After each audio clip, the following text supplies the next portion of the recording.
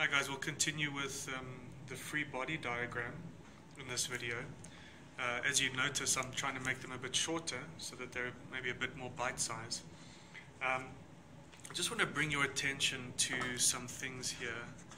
If you just page through these problems, for example 3.2, 3.3, 3.4, what you'll notice is, remember what we're looking at is the equilibrium of a particle.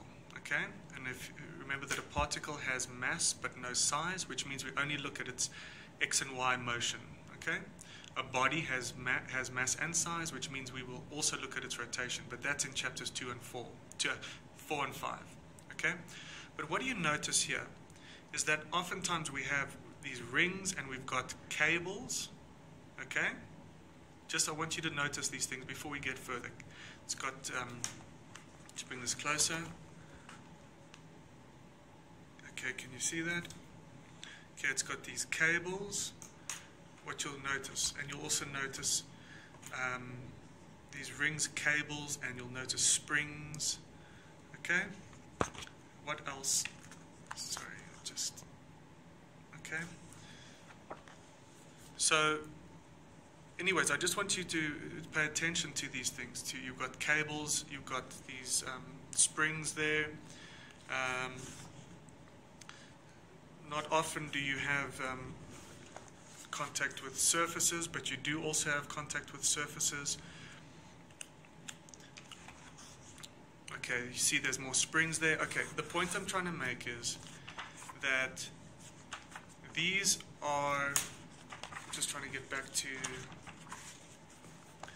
these are called what the textbook calls supports. Okay? Types of supports. Now, what is a support? A support is just something that, I guess, can apply a force to a particle. Does that make sense? Okay? So what you saw there, you saw a particle. Let me just go back. You saw, for example, a particle, and you saw a cable, and you saw a spring. Here you have a weight. So the textbook calls these things supports. A spring, it calls a support. It calls a cable a support. And these are essentially elements that are applying forces to a particle. Okay, and we need to just know a few things about them quickly. The first thing is, the first support that they discuss is a spring. All right, a spring. And what we're looking at specifically here is something called the linearly elastic spring. You do get springs that are non-linear, but we have to first crawl before we can walk and run. So we are first looking at linearly elastic springs, okay? And remember, what I was trying to say is that we often get this particle, and there are forces acting on it, either due to a cable or a spring. For example, I'm just giving you an example. So now we need to determine how to calculate. Let's first isolate the spring, just like we saw now. If we just look at the spring is calculated, the spring force. So if I have a spring here, right, and it's applying a force on this particle, and I isolate the particle to do a free body diagram, I will have a force in that direction due to the cable, which we can look at in a minute, and then we will have a force due to the spring. Okay? Does that make sense, guys? I haven't included anything else here, but just try to get the point. The spring force is given by this equation, Ks. All right? Ks. So when I have a spring that's applying a force to my particle, okay, then what do I need to do? I need to know that if I can use this equation, which is Fs equals Ks. K is something called a spring constant. Okay? And S, okay? Very important. S, this is very important, is something called your stretched length. Okay, now what does that mean? What is your stretched length? A spring, let me just do it like this. A spring has something called an unstretched length.